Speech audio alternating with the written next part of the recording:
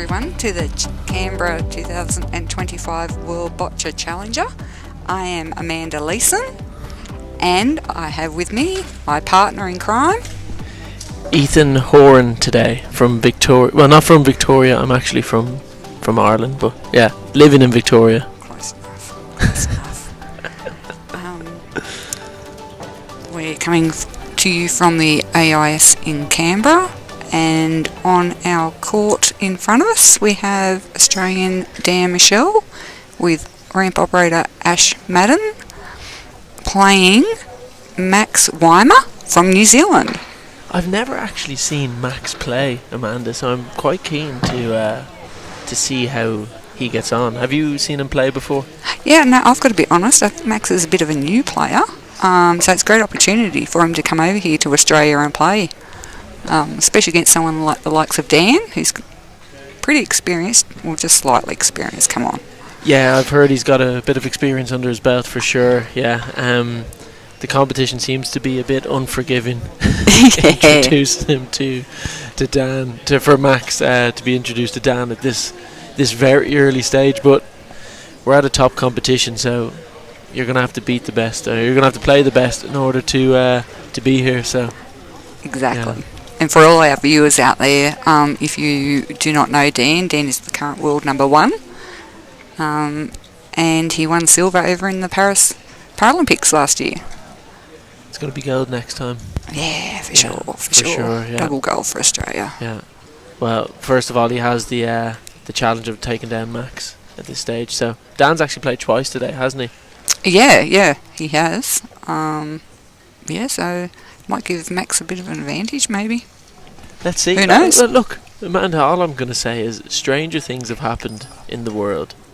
You never know, do you? Exactly. You never know. Exactly. It looks like they're ready to go here. They'll start their 2-minute warm-up, which happens at the start of each game, where the players get to run all their balls down. Basically, they just test the court out, see what it's doing.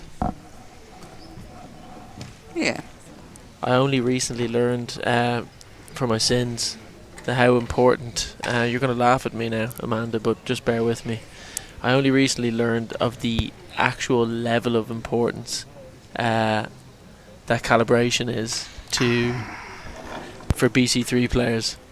Yes, you spend many hours just running the balls down the ramp and just seeing how far they go. So for all the viewers out there, you can see on the side of the ramp little lines, and they have numbers, and the players will put their balls at certain ones to see how far they go over certain distances. It's amazing the level of detail that's actually like.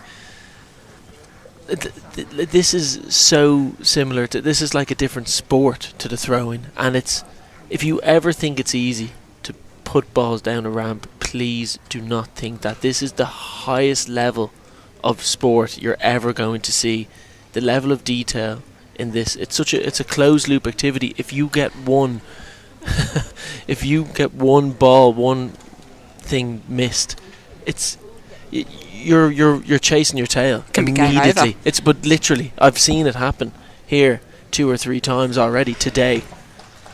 We're so lucky here. Looking at these floors, they're about the best floors I have seen in Boccia. I must admit, in all the courts. So I used to ramp assist for my daughter Jamison. Yeah. And have been to many countries playing, but these quality of these courts are just, great for the competition, I think. Do you think we could steal one for Victoria? We might have to roll it up and just put it in my overhead luggage. Maybe. Wouldn't like to be playing the excess though.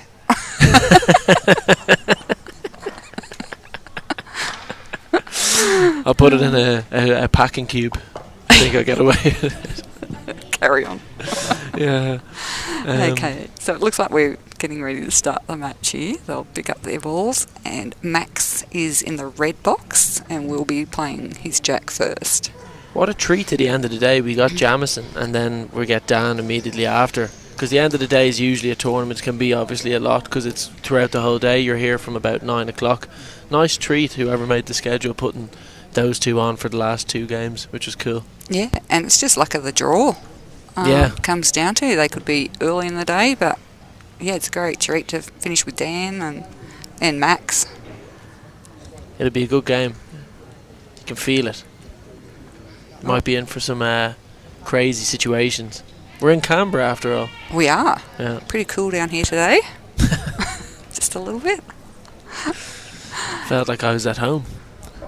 You can see, I'm looking at Dan there. He's got a new head pointer. He used to use a mouth pointer. He used to hold it in his mouth. So you'll see through the competitors throughout the competition that they all have different ways. Some hold it in the hand, some wear head pointers, and some will hold it in their mouth. What would the main significance of that be, Amanda?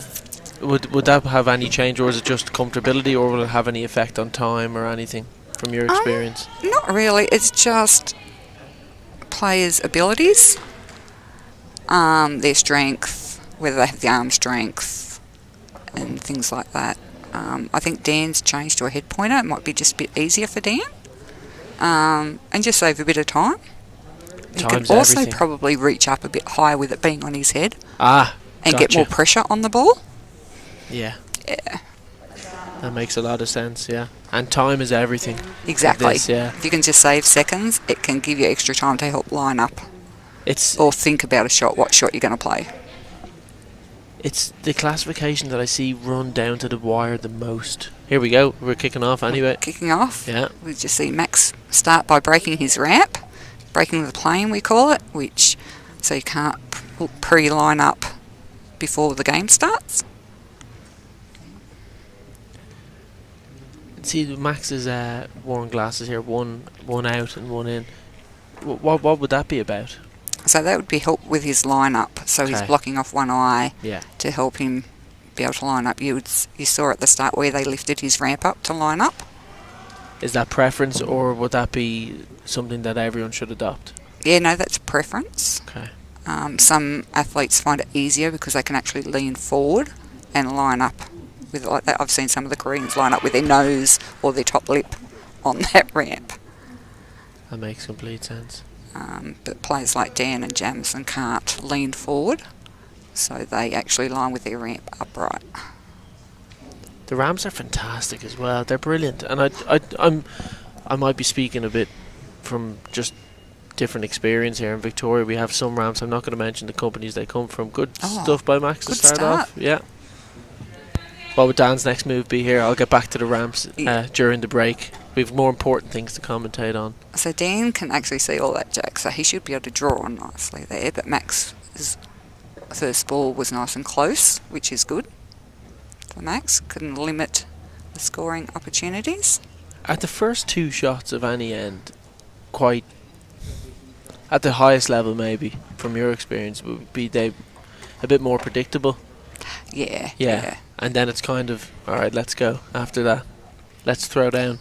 Yeah, so the players have 6 balls that you can see, and they all have preferences, their own personal preference in what kind of ball set they have. So the balls are different hardnesses. Yeah. So usually their first ball is what we call a soft sticky ball, which is hard to get off the jack. I haven't heard that one before. So we call them soft stickies. Ball, stickies, yeah. Soft stickies, okay. Well, there you go. Yeah.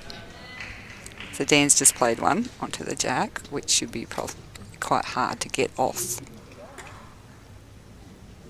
What would his next move be here now that he hasn't gotten... he hasn't shifted it onto Max? So he'll probably try and push that on. Another soft sticky? Or no, probably a medium. Ooh, so it'll stick around. Yeah, it'll stick it, yeah. Yeah, so it'll hang around the area kind of thing. Probably try and push that red through. Interesting.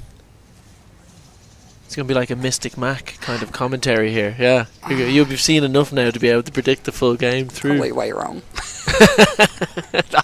I've done this a lot of times myself. I've said, oh, well, the next move here would logically be that. There we go, yeah. We were right there. Yeah. But I've said a lot of times, oh, the next move will obviously be X, Y, and Z. And I've proven myself wrong so many times. It's ridiculous. Yeah, we actually have a few, I don't know if you've noticed, a few birds in here today that have been causing some on-pitch issues, I'll just say, yeah. Yeah. If you're here, you'll know, and if you're not here, you don't know, I suppose. Yeah. No, we just keep ducking. Yeah. Oh, I didn't even think of the swooping problem. Yeah. Dodging the Swooping season. Yeah. Yeah, we've got to wipe down the courts after the end of each game to make sure there's no bird droppings on the court that can affect the balls rolling down the court. Yeah, of course. Here we go. Max is going to go probably for a knockout. So you can see he's put his double extension, what we call a double extension, both extensions on, and he'll play with probably what we call a rock from the top of the ramp. Cricket ball we call it in Victoria. That's the one. To try and there you go. There's one shake gone. it up a bit. Still on red now. Yeah, it'd be either trying to remove that blue ball or clip that jack back towards his red ball, if you can see it. It's a bit hard from our angle to see whether it can actually... What do you call the hard ball again? The rock. The rock. How many? The rock. How many Dwayne the Rock Johnsons would you keep in your pack usually? 2. 2. Yeah. Most players have 2. Yeah. Usually to hit those soft stickies, because some of the European players will play with 3 stickies. Oh, really? They'll play with 3 stickies and 3 rocks. 3 stickies and 3 3 rocks. rocks. Interesting. A European style of boccia. Yeah, it is. I've heard of European styles of boxing. I've heard of European styles of different fighting, and I haven't heard of a European style of boccia, but it's good to know. Yeah. Yeah, that's why we have an Australian at the top of the world rankings.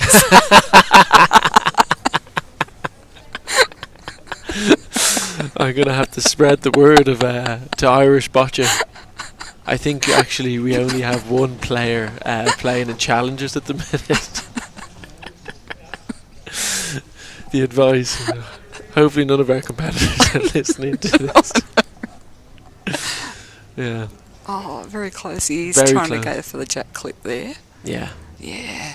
Which, it's a shot to play. If you can get it over there behind his red ball, it could be hard for Dan to get to. Maybe the European style would suit this situation now. Maybe. Maybe with our perfect floors, yeah. With our perfect Possibly. floors, yeah. We can see Max is onto his 4th ball. He's going for his double extension again here. Is what it's all about, is it just draining the opposition and going, yeah, I'm going to test you here. Even if you get close, I'm going to drain you for as many balls as possible in the shortest amount of time. Just That's a missed it shame. again. That was a rock. That was a You rock. can hear the sound.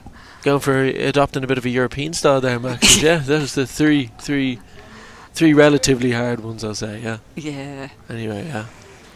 Yeah, so now he's probably, because he's only got 2 balls left, he's probably going to look at blocking up and try and reduce how many scoring shots Dan can get.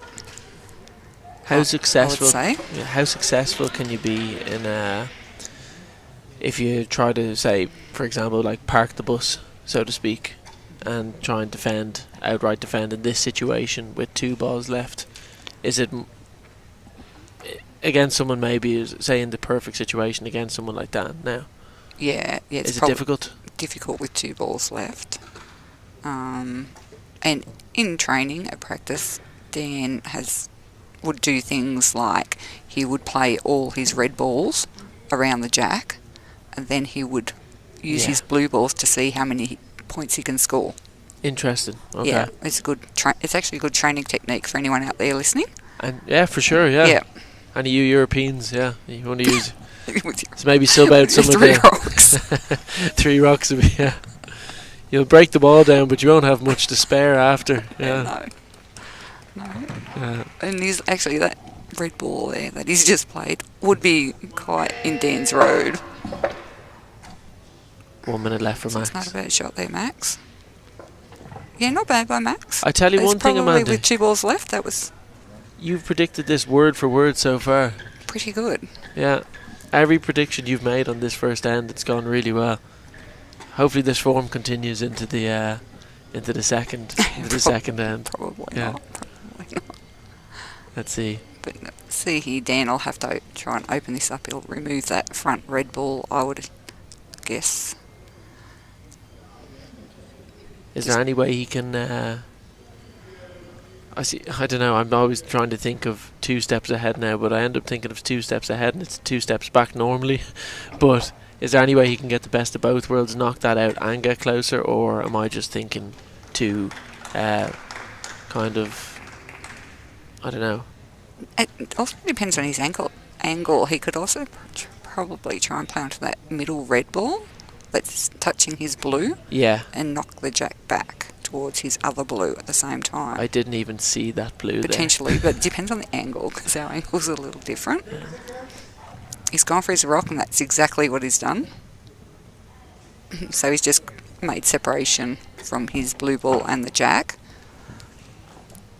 Here we go. It's a tough game. Is this Max's first game of the tournament? I think it is. It probably from seeing is. The schedule, yeah. Some players have one game today and two tomorrow, and some have two today and one tomorrow. If it is, this is a difficult... Anyway, first day of the tournament, a difficult first game to get put in. But look, no better experience. What else would you be doing? Exactly. Yeah. And as I always say, you've got to play the best to be the best. Absolutely, yeah. So, even if you don't win, it's a learning experience, and there's things you can take away from it. Get up those practice hours, those deliberate practice hours. They're necessary. Absolutely necessary. Here we go, Dan's playing a soft sticky ball. Nice little draw there. That's very sticky. Yeah. And you can possibly see Dan has writing. They actually name their balls. I've heard about this. Yeah, I've heard about this strategy, yeah. Yeah. Can't share many details around it because they're top secret. But, yeah. What would you name yours, Amanda, in that situation? Well, we used to have gems, 2 rocks. Yeah. With Des and Troy. Des and Troy. For destroy. And then we had another one called Air, like Air's Rock. Whatever you can come up with, whatever works that you can remember. Sorry, excuse me. Yeah, that's that's an interesting one. What would the Europeans name their 3? 1, 2, 3. 1, 2, 3. We actually got laughed at in the call room once when they discovered the names on the balls, and I think the Australians are the only ones that actually name their balls. Oh yeah, put names on them. Yeah, I think it's a good strategy, and it keeps everyone guessing. There's nothing that can be kind of open about your strategy. I was going to go with something different about. I was going to say maybe famous singers or something like that. Yeah. Yeah, they try to relate them to like the colours. So what it is it's an easy way for the player to, like they'll know exactly what ball it is. Yeah. By the name, and so does the ramp operator. So we usually have them in their ball tray, and that we have them in a set order that we will remember. So when they ask for the ball, I used to reach down and know exactly without looking at it which ball it was. Oh yeah, absolutely, yeah, and, for sure. I had once Jam asked for a ball, and I knew she had already played it. So I brought the remaining balls up and showed her the names. So she then realised that she had played that ball. So yeah. Oh, because you can't, of course. Because I can't talk. Yeah. Yeah, so you'll notice that the ramp operators have their back to the game, so they can't influence the direction of the ramp and things like that, and they can only do what they are told by their players, and they cannot talk. You'd want to be comfortable with your ramp operator, wouldn't you? Yes. You want to be best pals. Yeah, well, I was known to give the bird a time or two on the court. Yeah. 4 blue. 4 blue. Good end to Dan there. Good start. Solid start. Max seems happy. He knows he's in with the world number 1. Yeah, welcome to Canberra World Challenger. Welcome to Canberra World Challenger 2025. Yeah. The first of many. Ideally, you'd like to try and win your jack because it's your set length. So everyone gets the choice of where they want to play their jack. And they all have different lengths. Normally they'll have their preferred length, but they also have a backup length. So if they are behind, they will go to that backup length. What's your opinion on long games at BC3? Long ends? Yeah. So if you are chasing points, if you're behind on the scoreboard, you go long. Yeah. Because there's more room for error for the opposition to not draw near. And I'm sure you've seen it because it was, of course, Jamison played a long end when she was 4 down at the Bant at the Boccia Australia national titles Yes. a couple of weeks ago, a few weeks ago now. Jeez, time's flying. And yeah, it turned out quite well. Picked up a 4 and took Dan to a tie break and won. Yeah, picked up. It was something else. Yeah, it was. Yeah, that was probably, to be honest, personally for me, I haven't been around the boccia for a whole heap of time, only a year and a half, but that was probably the best game I'd seen to date. So yeah. So you can see Dan's gone nice and short, only just beyond the V there. Yeah.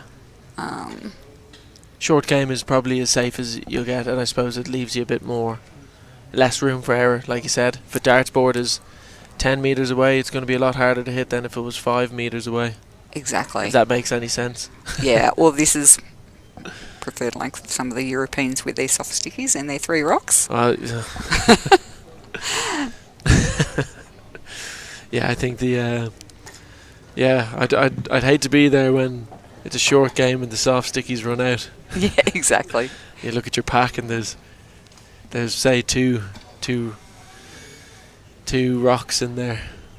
That would be that'd be a somber moment for sure. Exactly. You can see Dan's got a perfect first ball on there. It's going to be hard for Max to hit off. Probably take Max 2 balls. I'm sorry, man. I'm just going to bring it back again. I'm quite keen to know why, because it's playing in my mind, and I don't think any of our European counterparts will be listening right now. If you are, please tell us in the comments, and if they probably won't be though because of the time difference. What's the logic behind having three rocks in the pack? I understand, but it seems like such a risk situation. But that's why usually none of they're all out there. Yeah, they are.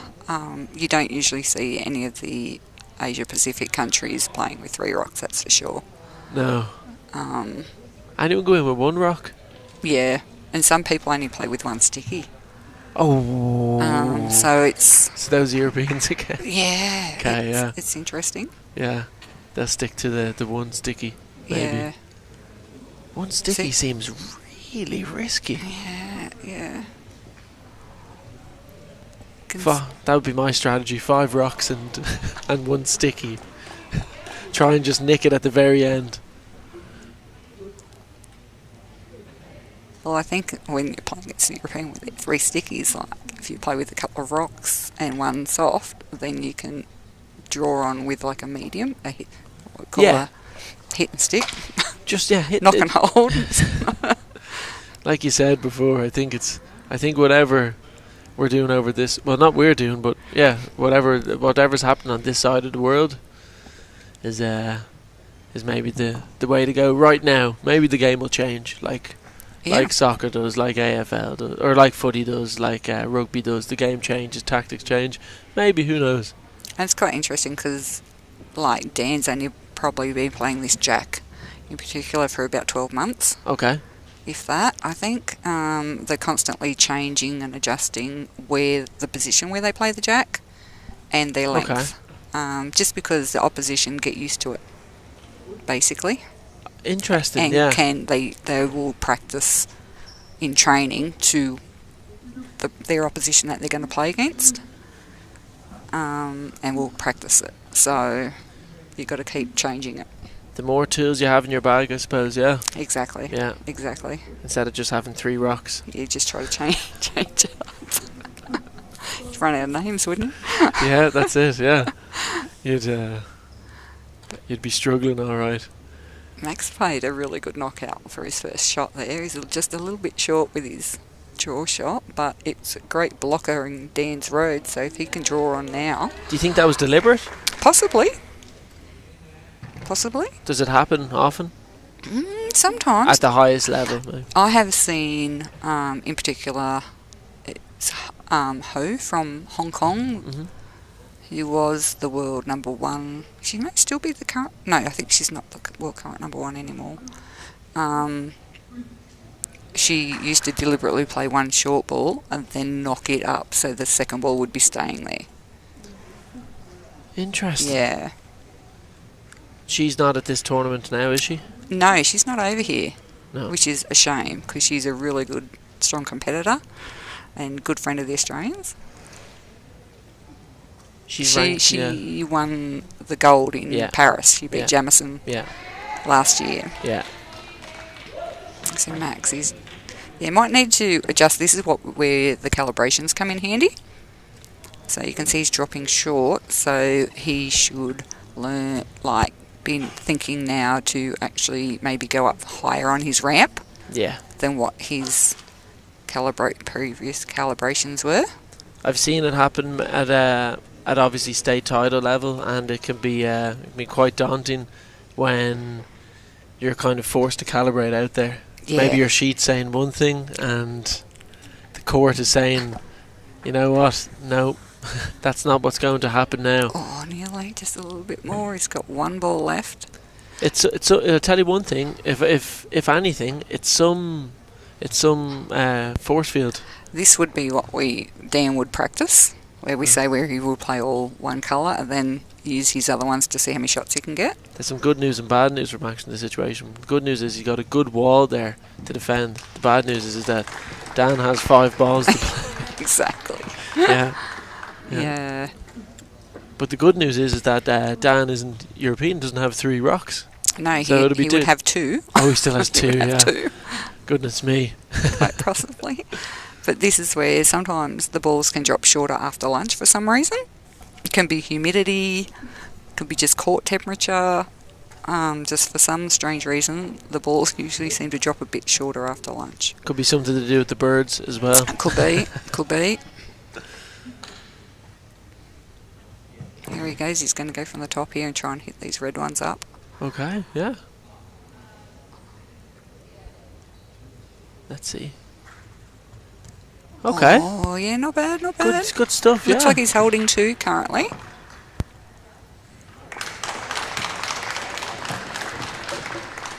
That's Max spent now with his balls.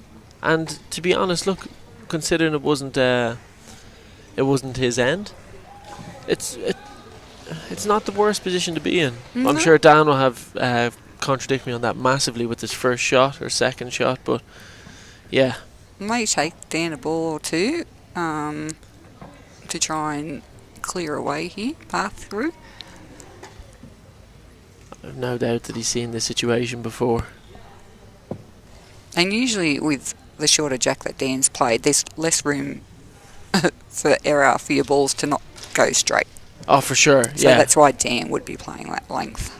Whereas if you go long, there's just lot more room for those balls not to roll straight. He just made that whole... I thought that was a good situation for Max, and Dan just kind of said, Ethan, you're actually seeing things. Yeah, and I don't know, whatever angle he went at there, just completely just broke it down with one thing. It looks a lot more vulnerable now. But like you predicted, I'm waiting for you to be wrong in this game. It might take him 1 or 2 shots. And here's the second shot now, so... But 4 minutes as well. I think Dan should probably be able to use one of his mediums here and hit that red ball away and stay in the area. Because I think that may be a medium ball that's sitting in there of Max's. Oh, for sure it would matter as well. Yeah, what ball is guarding. If it's one of those rocks. There you go. Yeah, he's knocked that away, so because that was a harder ball, it just rolled away a bit easier than what a sticky would. A sticky probably wouldn't move too much. In our commentary kind of booth here as well, that happened exactly as I turned to you and I missed it. So I just literally looking back and seeing that now Dan is on. Call. Yeah, the perfect call. As far as I'm aware, the referee could have just picked it up and just put the blue one on and just... It literally looks like that just happened. Yeah, so he played a medium that's hit the red ball out and just stayed there on the jack and brought that other blue one into play there into the count. I'll be watching YouTube later then to see it again. Look and learn. Here we go. Watch and learn. So it's 3 blue there. And you can see on the balls, there's little markings, so there's little arrows on the balls. So they spend many hours at training when you first get a ball. So the balls, because they're not perfectly round, don't roll just straight. So you have to keep trying to roll them down your ramp over different distances to see which way they roll the straightest. The famous panels. Yes. The famous panels. And it takes hours upon hours upon hours. It can take days sometimes with certain balls. Amanda, and some balls you just have to give up on. How on earth were you a ramp operator? I don't know how you had the patience for it. Didn't pay me enough. But come down to Victoria, we've got lots of money. Yeah, don't worry about it. Yeah, plenty. And so when they do find which way they roll, they'll mark them with their little arrows, and on their ramps you can see little lines on their slides, and they will line those little arrows up with their lines on their ramp. So they will hopefully run straight. You can see Dan's got 5 shots there. Good, great end for Dan. Great end for Dan. Great end for Dan. Yeah. It's tough at this stage for Max. It's a hard game. He shouldn't be discouraged. He's against the world number 1. Like exactly. It's like the equivalent of, I don't know, coming up against Lionel Messi in a 1v1 soccer match. Be like me taking him on, like you know. I don't know, man. They say you could be quite good at the soccer. You never know. Yeah. No, I'll just stick to my long balls. Stick to your long balls. Yeah. Be like coming up against you in long balls. Yeah. That's where Jim gets to watch his skills from. There you go, yeah. You'd be surprised the way genetic makeups work, so yeah. No. Nothing like that's surprising at all. And it'd be interesting, I'm not quite sure how old Max is and how long he's been playing, but Dan's been playing for quite a few years, since he was about 14, I believe. So Dan's had a lot of experience and a lot of time in the game. And I think Max is not that long into the game. So give him the same amount of time, he could possibly be at the same. You've got to start somewhere, you know. Absolutely. And not only that, but Dan, in a way, which is a credit to himself for being involved for so long, and the kind of competitions he's won off the back of it. But that experience that he gains, and every time he plays someone from Australia, he's passing that, and all the tips that he's learned at these tournaments over the years, maybe not so much from the Europeans, but just in terms of ball selection, I'm sure everything else is fine over that way, but he passes that on to everyone who's here, and it's brilliant to see, and everyone picks up something from him. Everyone who's played him, he gives advice to everyone as well, and that helps the learning curve for a lot of. I'm sure it helped Jamison as well when she started. It's definitely helped other athletes. They understand how to calibrate properly. They understand what to do with their ramp. They understand how to play, what tactics to kind of implement, what ball selection. It's so important, and you hear great stories about that, and it helps. Maybe the amount of time it took him to get to this level, it shortens it for other people then. Exactly. Because he can pass it on. He helped Jem too well. She beat him. Oh, there you go. Yeah, I was there. I was timekeeping for it. Yeah. So you can see Max has gone his regular length here. Possibly, maybe because he's got to chase points, he should have gone long if he could potentially play it long. But he's backing himself here on his regular length, so. I'd love to see someone go long. Yeah. Just a bit of spice into it, yeah. As if we're not being treated enough to some good games today, yeah. Dan's been known to do it just for something different. Oh, here we go. We have a retraction. It looks like the extension may be over the line. So this is where in a game, if you can't have anything touching the lines or overhanging the lines. Yeah. The ramps can overhang to the sides as long as they're not touching the ground, but they cannot overhang the front line. And the referee has spotted that there was an extension on the line. So that's a ball retraction, and it'll be a 1-ball penalty, I believe, at the end of the game. Yeah. It can happen, especially, like you said, when someone's new to the sport, or relatively new. Sometimes it just happens. It can happen to the best. It actually happened to Dan and Ash over in Tokyo Paralympics. Oh, wow. In one of Dan's semis, I think. And it feels horrible as a ramp operator. It feels horrible if you ever do it. Yeah. I, touch wood, never did it. I never got yelled at the game. Jesus, yeah. But it can happen. Fantastic. Yeah, it does happen. 100% record for you on it. Yeah, that's good. I can tell you for a fact that if I was a ramp operator, I would have left everything in the kitchen sink out. High expectations, Jazz Hayden, if you're listening to this. No pressure. But yeah, so unfortunately for Max, he loses that ball. So now he's got to try and draw on with his next best. Hopefully he's got another sticky in his... Yeah, if it was the Europeans now, it would be... Although they have 3 stickies. They have there, 3. yeah. They'd be laughing. Yeah, they'd be laughing. Yeah, they'd be in cruise control. Yeah. I love the theme of this has gone on to Europe. Yeah, I think we should explore that more, maybe in the 4th end as well. Speaking of European, I suppose boccia, European boccia. One of our athletes, JP, won bronze at the Italian Challenger there a couple of weeks ago, which was fantastic. He did very well over there.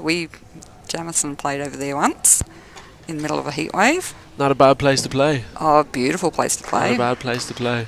Did a bit of a night tour around on our last night. It was beautiful. Fantastic. Did you take some time off? Explore it over there? Oh yeah, we paid off a bus driver. Cash to take us on a 4-hour tour. Absolutely. A couple of euros. Got to do it. Yeah. Yep. Fantastic.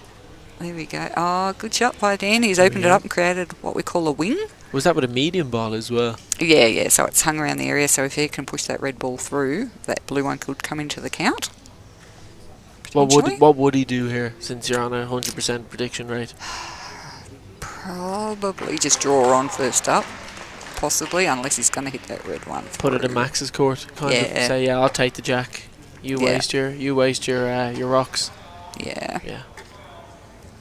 We can see there Ash likes, she's got her hair pulled up there, likes to have little carvings in the back of her hairline as well. I didn't notice that there. Yeah, an undercut. What is it? I think it's a heart, I think. Since we only just get to see the back of her. Yeah, that's it, yeah.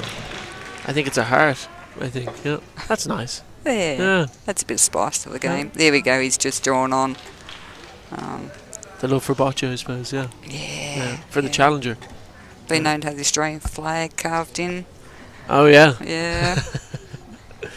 I'm kind of kitted out my Irish today. I've got the green, white and orange. So, like a bit of a leprechaun there. I'm a big advocate for my European boccia. Nothing wrong with that. Yeah, for my have your 3 stickies. Yeah, 3 stickies, 3 rocks. 3 rocks. I've got them in my bag always, just in case. Just in case I'm called for a game. Don't be surprised to see me compete in the Victoria State Title Open. Yeah, 3 rocks, 3 stickies. I'll take you on. Yeah, I'd say, yeah. I'll come down, I'll take you on. 3 rocks, 3 stickies could be difficult for me, yeah. I'll end up just throwing them at you or something, yeah. Or someone in frustration when I lose. Yeah, we've got a bit of a long game going on in the next court. I know that's not our game, but yeah, it's just interesting to see. Because literally, if you look at the trends, every other game on this kind of what's going on right now is short. They are all short, and that's actually an Australian that has put that jack down over there. That's Musty. Yeah, he's a Another fan of new a player. long game. I've heard He he's is. a fan of a long game. But once again, great player. Seen him play at the Nationals. Did really, really well. Once again, I heard the stories as well. Trains alongside sometimes anyway, Dan and Jam, and that's just invaluable. That can make you go from 5 years experience of playing in the sport to all wrapped up into like less than a year. Exactly. It's fantastic. It's brilliant. Like, for instance, if Max can watch this live stream back, or most of the countries you'll see have cameras around the courts and will record the games, and they will take it back and use it at training to learn from and just watch shot selection. Just you study the opposition basically. Oh, that's going and straight into Huddle, yeah. Yeah. The video analysis software, that's going straight into that, yeah. For all the countries here, yeah. It's so good to have. Yeah, what were they doing in that situation? Let's just, upload it, code it, have it in the bank. Back a couple of years ago, we didn't even have an analyst for the Australian team. We actually had Coach Ken, who used to do it. Yeah, I tell you what, not a bad person to have it. Well, he's a big driver behind their success, Dan Yeah. and Jam's success. Ken Halliday, who has been talking on some of the live streams, sharing his knowledge. Oh, for sure, invaluable. Oh. Invaluable. Wouldn't trade him for the world. No, I had a 40-minute phone call with him a few weeks ago. I think I learned more in that than I had in about 6 months previously of my work. Oh, look at that rock rolling in, rolling. Oof. I've never seen a rock not roll, so that was interesting. Yeah, yeah. Rock and roll. Rock and roll. There you go. Rock There's and roll. there's a name for the ball. Roll. Rock and roll. Rock and roll. That'd be for the Europeans. There we go. Rock and roll. Court roll. Yeah. Give me N.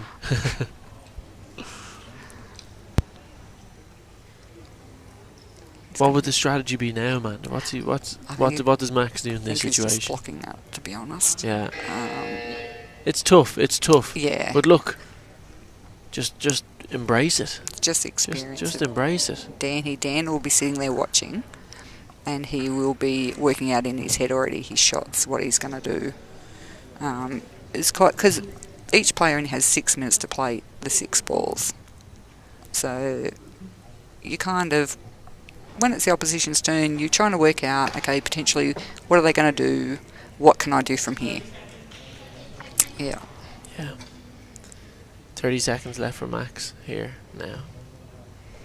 You get a bit nervous as a ramp assistant here when this happens. Ramp operator, I should say. Oh, I've seen it a few times, yeah. God almighty, it's an unforgiving situation, isn't it?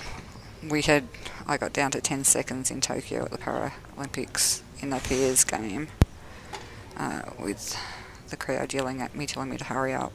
And I kept thinking, slow is fast, slow is fast. Slow is fast. Slow is fast. Did you run out of time? No, we got Not it. then. Not to worry.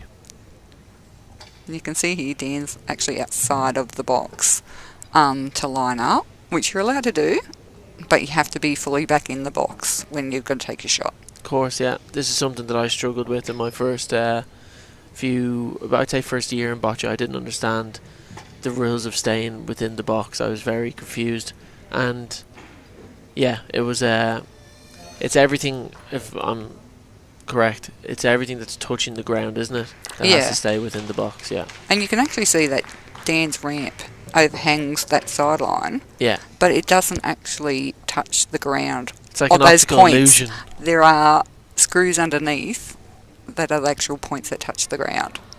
Fantastic. And they have markings so the referees can actually see, and the lines people can actually see that that's where it touches the ground. It's like an optical illusion. Yeah. Yeah. So before you come out in court, you go into what we call the call room. Yeah. Where all your equipment is checked, and you can actually see stickers down the sides of their ramps that indicate that that piece of equipment has been checked. Brilliant. So the ramps have to have all the extensions on and have to fit in one of the boxes and make sure they don't touch the lines. So there's no unfair advantage to any one player. Yeah, it makes complete sense. Yeah. Makes complete sense. These ramps are fantastic as well. I'd say they're as light as anything. Light as air. They're about 28 kilos. Okay, no, the weight is in the bases. Yeah, that's not light, yeah. No, the weight is actually in Ash those is moving that bases. around there like it's a big muscles. Yeah, that's I suppose you have to be in, yeah. You have to be in it, don't you? Yeah. Yeah, you can see, and they're all different. A lot of them have the Korean ramps like Max has, which cost about $2,000 to $3,000. We're in Parasport. This is just the way it is, isn't it? $2,000 to $3,000 for a ramp isn't too bad. Oh my shot god! By Dan. What? Oh, what? See there, he's jumped one on top. Does he rolled do one. that often, or what? That's an insane shot. So you've got to have the right balls in front of the jack to be able to do that, and have the right ball left in your. That's just incredible. To put on top. So what do you do about that? So that can actually count if it's touching the jack, hopefully, or in front of the red. Sometimes it's hard to tell. The red side ball could actually still be close, even though the blue one's They on top. showed it up close. I've got the screen here. You've got it there? I can tell you that the blue is touching. two blue right now. There we go. What this for me in this situation, Amanda? If I'm Max, and Max is a much better athlete than me because he's here and I'm not. This is system overload for me. Yeah. I'm looking at this and I'm going, oh, what? Like, I don't even understand. You know what I mean? What's going on? So Dan will probably hit into that, and that blue ball should pop on in. No, he's just drawn upside. Made a liar out of me. Look at that. That's the only one you've gotten wrong so far. Yeah. And I know if I asked you, you would have predicted the ball going on top as well. I know you would have predicted that. Yeah, sometimes if you're playing to those front ones, the jack will move back slightly and that blue ball will just fall down in that gap. How is he going to come out with 4 here? We'll see what he's going to do with this one. It looks like he's playing into there a bit. He's going to just... I see it. I think I can see it on the TV just before. He's going to slot it right in here now. Right beside, and that's the way it's going. I can't predict the future, and I've been proven wrong way many times before. Let's see if I get one prediction right today. Yeah. Oh, there beautiful. You go. He's going to come out with 4 here. I think so. This is... Oh, we've got a measure.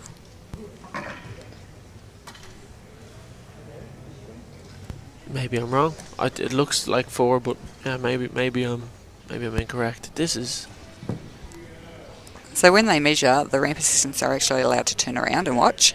It's about the only time as a ramp assistant you can actually, ramp operator, sorry, that you can actually turn around before the referee tells you to. How come they're not turning around? Because they're probably too scared to, because some people think you can't. And you're always not sure, so if you don't want to give a penalty away, you don't turn around. Yeah. Oh, we've still got the penalty as well. Yes, so there's still... So after this, Dan will be shown all his balls, and he will get to select one of those balls from his set, and he gets a chance to draw it into the box in the middle of the court there. Which one would you go with? One of your softs. One of your softs, yeah. Yeah. Whichever one of yours rolls the best, that you can know it's going to go the right. What if you're European? Yeah, go rock. Go rock. Calibrate this 5 meters. Oh God! I tell you one thing. Okay, I tell you how many. We should have dared. Is it a 4 or is it? We should have dared Dan to draw with a rock if he got a penalty. I'd love to. I wouldn't put it past him. Maybe another game. I wouldn't put it past him that he'd be able to do another game. it. We should do it. So should we put the challenge out there? Yeah, let's. To Dan. I tell you one thing. It can't go as bad as the opening ceremony when the people were trying to get the gold balls into. I did see that. Some of them went okay. Some went okay. Jamison did not do very well. Jamison had a different ramp operator for that, and the gold ball that could have potentially been. I think it would have been difficult to calibrate that gold ball. That's all I'm going to say. Oh, could you got? I've seen those gold balls, those gold boccia balls, and they are, yeah. So we can see here Dan is getting his penalty shot. Now you have to break your plane again before you take your penalty. Okay. If you don't, as we found out in Tokyo, you get your ball retracted. And you also have to do it if there's a tie break. That would be that's what happened with Jamison at Tokyo. We did not break the plane and had the first ball of the tie break. And is it at the start of every end, or? Yes. There we go. Jeez, yeah. No messing around there. No, so that straight gets in an extra point to Dan. Yeah.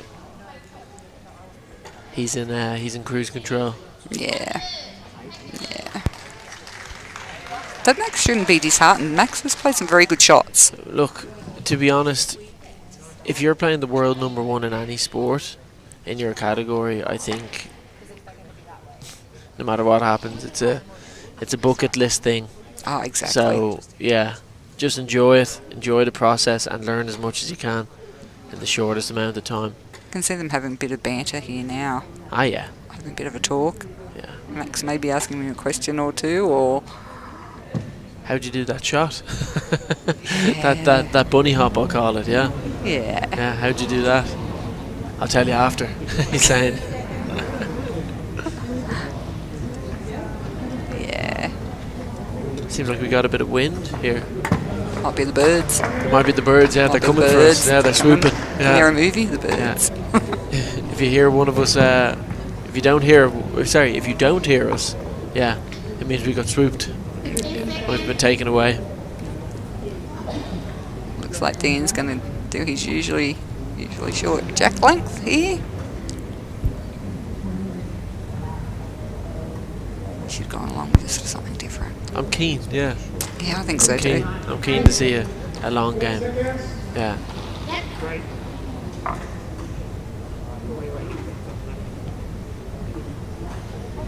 Yeah, it's a fantastic learning experience though. Bit of noise here in the background. I think it was one of our Australian team must have done something good. I can't see what. Yeah, I think he's holding 2 maybe on that really long end that we were talking about before. Okay. And he's got an end phase. Oh, he might have hit one out. Might have gone a little bit hard there. And that might be a good time to comment for you, Amanda, as well. Maybe not for me because I don't have enough experience, but on the risks of the long game, so to speak. It's fun for us. I wouldn't say it's as fun for the athletes. No. There's only 1 or 2 probably athletes that play boccia, especially in BC3, that actually play a long jack length. Who are they? We have Sonia from France, who has been the world number 1. Okay. Yeah, Sonia Heckel. She usually does about an 8.5 metre jack, which has been known to knock quite a few players out, especially on the uneven floors. Yeah, on the uneven floors, Yeah. So normally when you go to different events there, the floors are made of different surfaces. Yeah, so we've played on like an ice skating rink over in Montreal. What? Yeah, with the metal fly link still on there, and the balls just skid all over the place and slide out. So it's whoever has the most balls left at the end of the game will win. Yeah. What? An ice skating rink? Yeah. Where? Yeah, it's at Montreal. Montreal, if they're listening right now, please don't. Look. That's a crazy situation. Yeah, and normally, like if you take 2 balls to do a knock and hold, you've got to try and do it with just with 1. So it's just all about ball conservation. And it's the players that adapt to the different floors the best will go further in the competition. You can see Max here, he's got a good start. Dan got his ball on perfectly and he's managed to knock that off. Hopefully he can draw on this time. He should have learnt possibly from the last time where his balls dropped that bit short. To go up a little higher on his ramp. Sorry, Amanda, I'm still just perplexed. Yeah. An ice skating rink. Yeah. I mean, with no ice on it, but still that under. Yeah. Look, it's an experience. That's for sure. It's an experience. Absolutely. Oh, just unlucky with his direction there, with his lineup. Hopefully just readjust and... Like you said, courts are different. Calibration is... That's what Ken said to me on the phone a few weeks ago. He goes, just for Belinda, who's obviously one of our athletes in Victoria, she goes, it's the most important thing. It's not even playing against people in training for the next few weeks. It's calibration. So he's already said that Boccia's about the BC3 is about the 3 C's. And I was like, 3 C's. And he was calibration. So, yeah. There's a lot of special skill to these BC3 players. The throwers obviously don't have to do it because they're not running they throw the balls. But it's just so important to these players. It's almost like a different sport. You need to be so precise and so accurate. Oh, just concentration. Literally, it's all physics. It's to a T. The level of intelligence you need to play this sport is at this specific category, like. And patience. Oh, yeah. Throw a P in there. Yeah. Patience. Yeah. 3 C's and a P, yeah. Max is sort of just dropping short there again. And normally they have their calibrations either on a sheet of paper in front of them. Yes. Or some have them on their iPads. Yes. Somewhere on the court.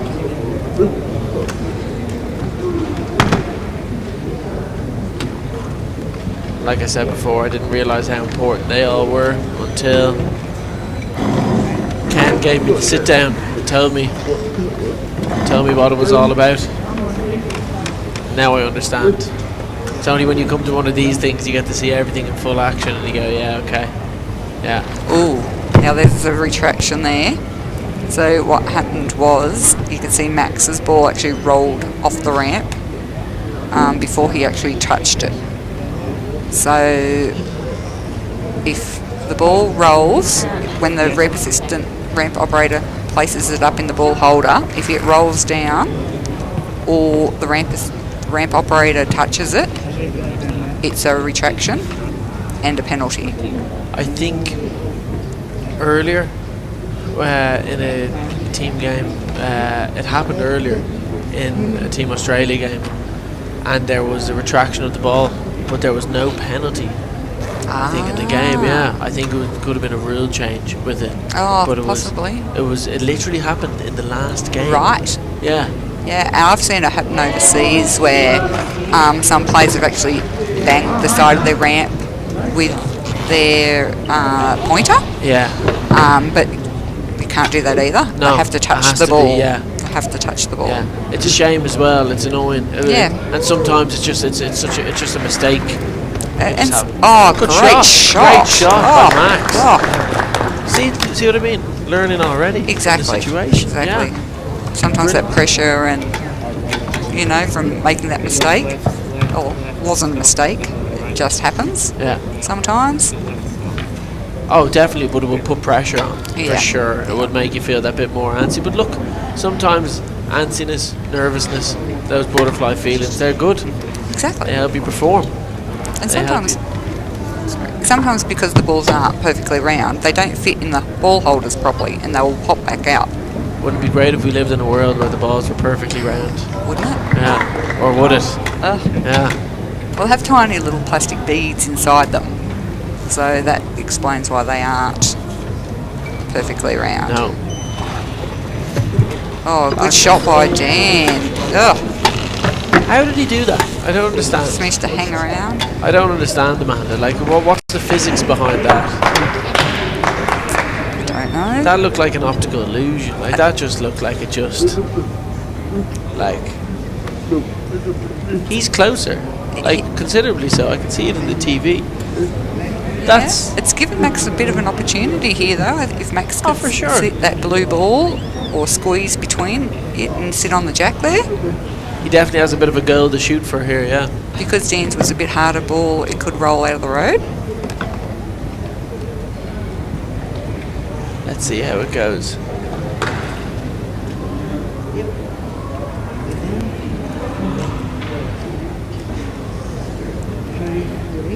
He's gonna smash this. Here we go. Oh, just maybe a little bit too hard, I think. Would that have been, what strategy would you kind of adopted there, man? I know you alluded to it there, but what would you have done? Maybe just have gone from a little bit lower down on the ramp and just sat that blue ball through and just hung around like Dan's did. What kind of ball would you have used? Well, Max only had one left, so he didn't have much choice. Yeah. So you kind of got to work with what ball you have, basically, for your shot selection. Yeah. I looked at what ball I had and then sort of worked out what I could have done with it from there. Okay. Because now Dan has an open jack directly in front of him, with the one blue ball being closest, I think. And he has what we call a 4-ball end phase, because Dan has just, say Dan with balls left, we call it an end phase. What's Dan going to do here?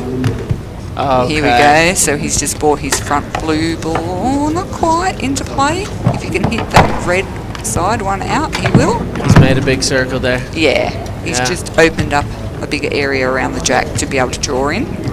He's going to be making an even bigger circle, yeah? Yeah, he'll probably try and move that jack a bit. Yeah. Bring one of those other 2 blue balls into play.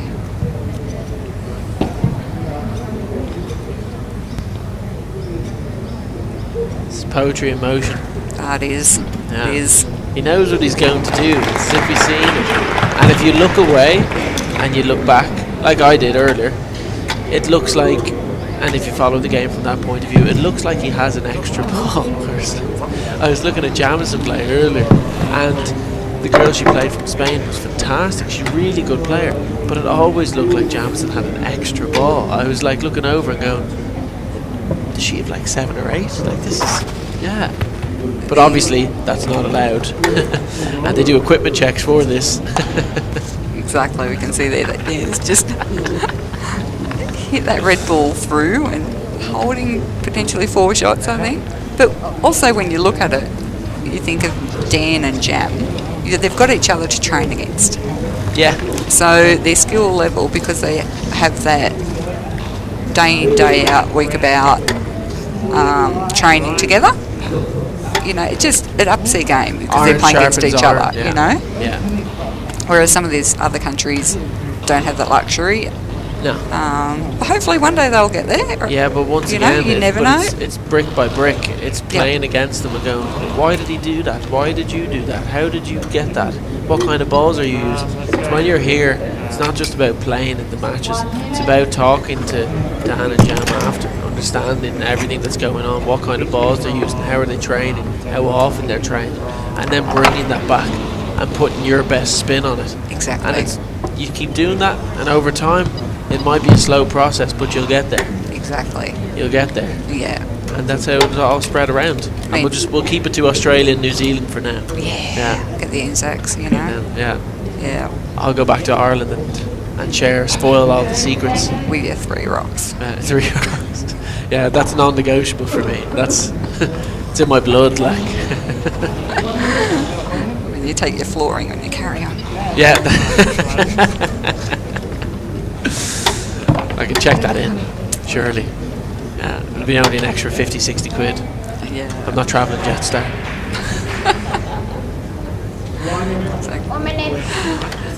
You can see that Dan asked for a measure, so he found out how many shots he was holding, so he knew whether he needed to move the jack anymore, or he's going for a full count here of 6, I think.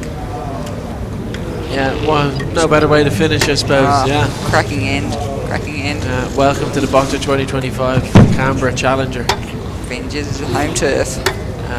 Oh look, here he goes. He's gone for his mouth pointer. This is where we can see the different pointers that Dan has. Interesting. So he'd be using this one to reach down lower. He must have a rock left that he's trying to draw with here. Let's see if he can do it.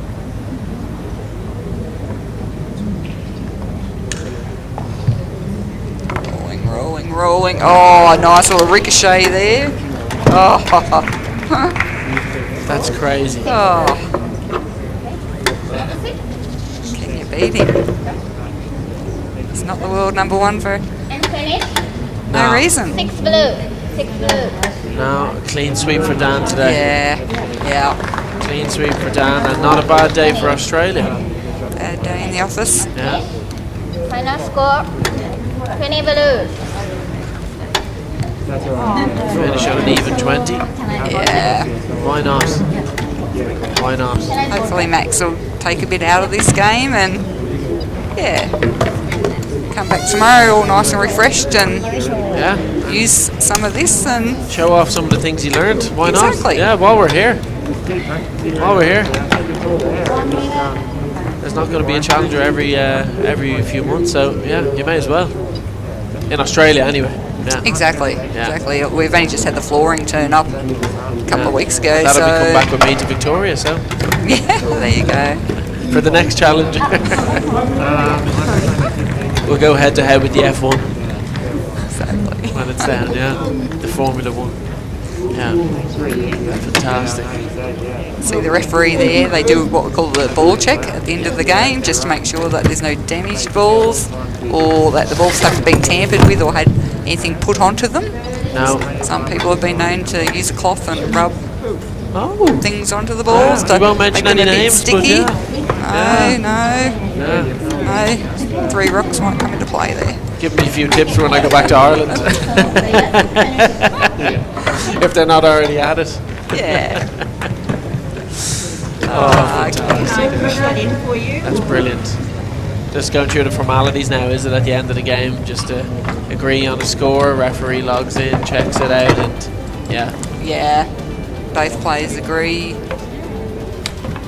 Super ending to today though for Australia. We still have one more playing over here in Rusty, so maybe he can do something in the last. Yeah, we can see his opposition there has gone a bit longer than the regular length as well. I think Musty's on as well. I think Musty could be Looks on. like he's got about 2. If he's got 2, that could go to a tiebreak. Potentially. Oh, it's hard to see how far the side one is. We can see Dan. Yeah. Well, these are packing up, and until we're told they cut off, we just watch. I think we can watch this game. Yeah, we can see it. We can see, yeah. We can see it, yeah. I can tell you that he's holding up 1. Definitely got 1. He's definitely got 1. I don't know how many balls he has left. We're just checking in now. He's got one more to come. Here we go, lucky last. Well, this is it. Can if he do gets it? This will take it to a tiebreak. Come on, Musty. Come on, Musty. Come on. Oh! You went the Hail Mary. Over the top. Look. It's fun. Great first game there. It's It fun. was his first game. It's International game there Yeah. for Musty. I'll tell you what. Nothing to be ashamed of. 3-2. Good opponent. Let's go for it. Let's go for it tomorrow. Let's go for it tomorrow. I think this is his first competition actually wearing an eye patch, so He looks pretty happy with himself He as well does. there. Yeah, you He know did what? very You well. can be 3-2. Well done to him. well done. Well done to So him. I think the guy from India may have got a good win in his first game. I think he had another game earlier. Must he? No, the Indian guy. Oh yeah. He's on a roll. Oh, look Yeah. at this. Look at the spirit here. Brilliant. Out in the court, get the Fantastic. photo together. First game photo. Great stuff. Well done. Yeah. Max is already thinking about what can I use now from that. What can I use now from that? Let's wrap it up. Okay, thanks for watching the live stream, guys. Amanda, I learned a lot and I laughed a lot. And that's all that matters. So yeah, I appreciate it. Yep. Good broadcast. Cheers. Thank you very much. Come back tomorrow, guys, for the Canberra Boccia World Challenger, starting at 10:30, and you might catch us two back again. This is it. If the people want it, we'll make it happen. Yeah, Leave a comment below. Leander and Ethan.